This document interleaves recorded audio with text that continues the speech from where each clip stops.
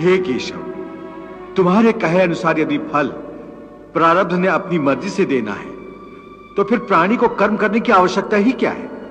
कर्म करने की आवश्यकता क्या है, यह जानने से पहले यह तो जान लो कि प्रारब्ध क्या है, प्रारब्ध कैसे बनती है।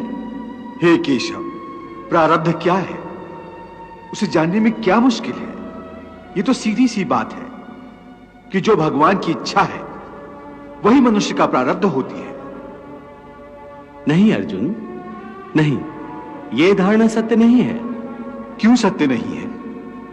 क्योंकि मैं किसी के प्रारब्ध नहीं बनाता, ना मैं किसी प्राणी के कर्म अथवा कर्म फल के हिसाब में दखल देता हूं।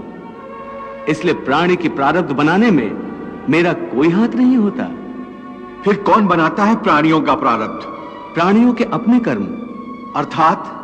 अर्थात ये कि प्राणी जैसे कर्म करेगा उसका वैसा ही फल पाएगा। अच्छे कर्म करेगा तो अच्छा फल मिलेगा और बुरे कर्म करेगा तो बुरा फल पाएगा।